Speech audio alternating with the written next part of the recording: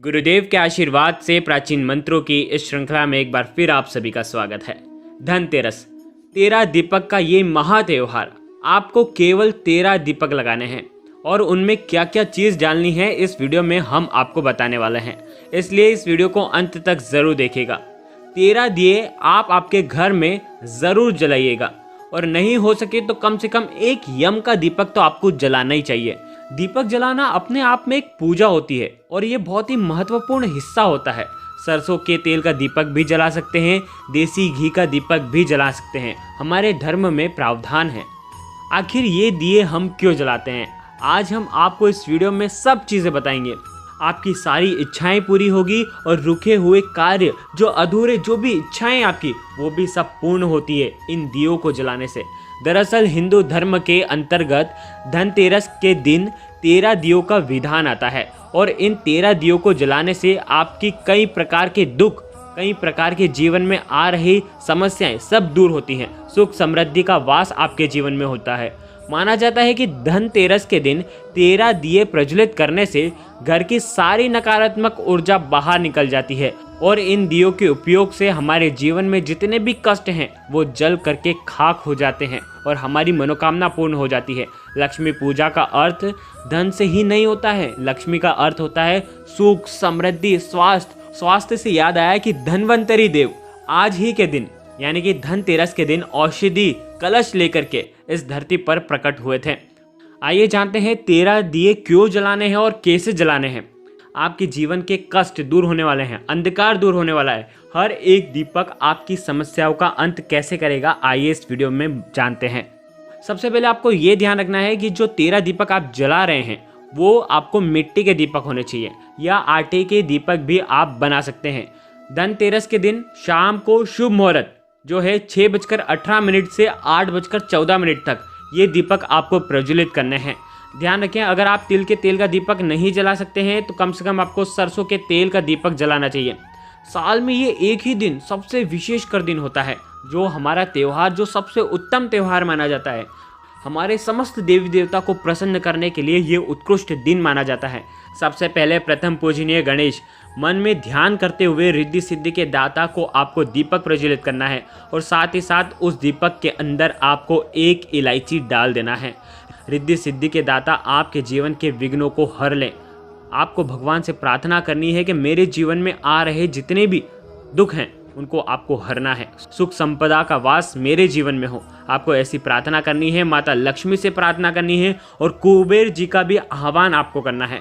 आपको ये कहना है कि माता लक्ष्मी के साथ साथ कुबेर जी आपको भी आना है, उनका भी आह्वान करना है और मेरे जीवन को धन्य बनाना है और समस्याओं का क्षय करना है। ऐसी प्रार्थना के साथ सबसे पहला दीपक गणेश जी, माता लक्ष्मी और कुबेर जी के नाम का आपको दीपक जलाना है आपके घर के मंदिर में।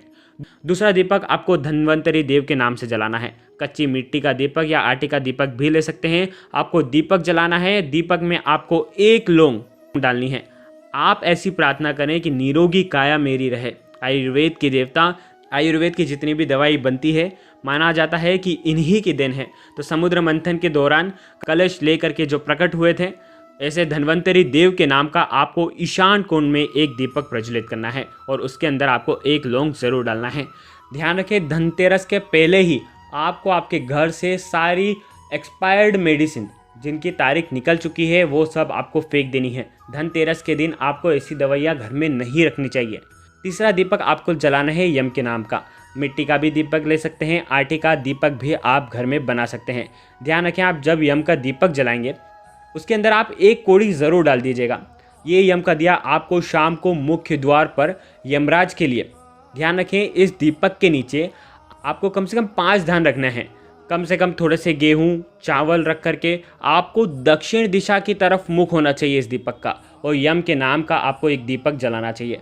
परिवार में आ रही परेशानियों को दूर करने की प्रार्थना करना है और ये जब दिया जल करके शांत हो जाए के बाद आपको आपने जो इसमें कोड़ी रखी है वो कोड़ी आप निकाल करके आपके धन रखने के स्थान पर तिजोरी में आपको रख देनी चाहिए। ऐसा करना बहुत ही शुभ माना जाता है।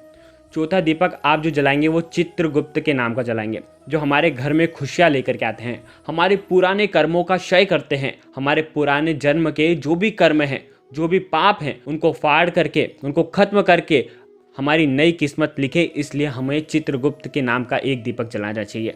5वां दीपक आपको आपके घर में तुलसी जी के वहाँ पर जलाना चाहिए। माना जाता है कि जिस घर में तुलसी माता होती है उस घर से सौभाग्यशाली कोई घर नहीं होता है। तो ध्यान रखिएगा, आपको एक दिया तुलसी जी के वहाँ पर जलाना है। हो सके तो उसके अंदर आपको 7 मूंग की दाल के दाने साबुत आपको डाल देना है और तुलसी माता से भी आपको प्रार्थना करनी है।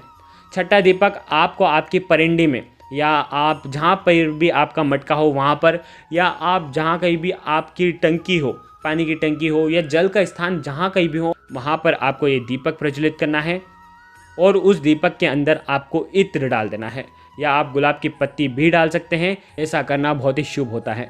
7वां दीपक आपको गौ माता के नाम से जलाना है। इस पृथ्वी पर जब कोई भी पैदा होता है, सबसे पहले दूध माँ के दूध से हमारा सर्जन होता है।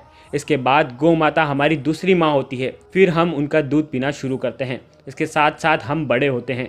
तो आपको गौ माता के नाम का एक दीपक प्रज्वलित करना है। हो सके तो आप गौशाला में जा करके ये दीपक प्रज्वलित करें, नहीं तो आप गौ माता के नाम का भी दीपक आपके घर में प्रज्वलित कर सकते हैं।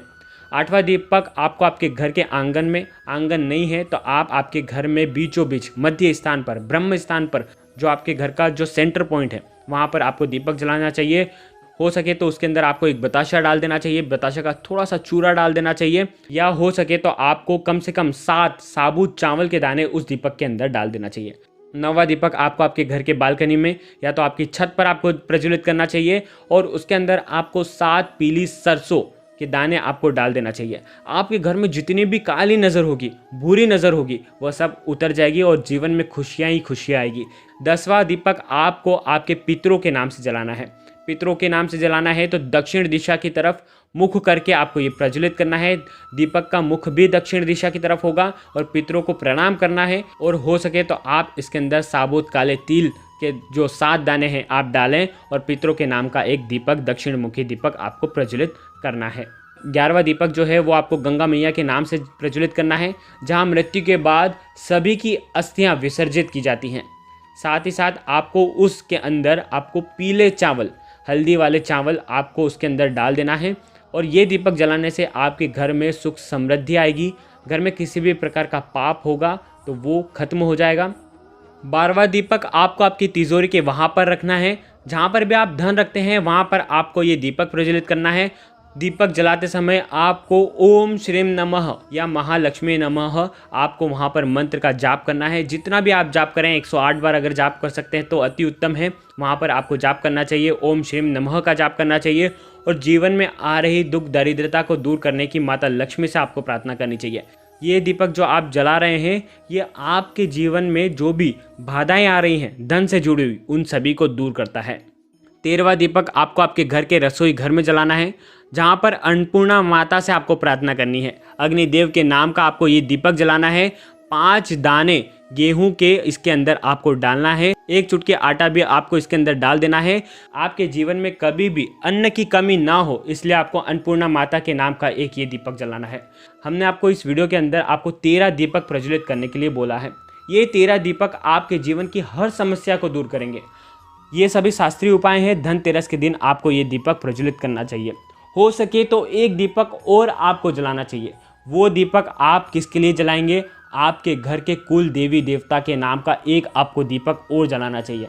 ऐसा करने से आपके जीवन में आ रही संतान से जुड़ी परेशानियां भी दूर होगी। तो इसलिए आप एक दीपक और भी आपके घर के कुल देवी देवता के नाम का प्रज्वलित कर सकते हैं। गुरुदेव के आशीर्वाद से प्राचीन मंत्र, यंत्र और उपाय आपको प्रभावना के रूप में दिए जा रहे हैं। आपके अपने इस चैनल को लाइक करें, शेयर करें, सब्सक्राइब करें और बेल आइकन को जरूर प्रेस करें। जय माता रानी, जय गुरुदेव, प्रणाम।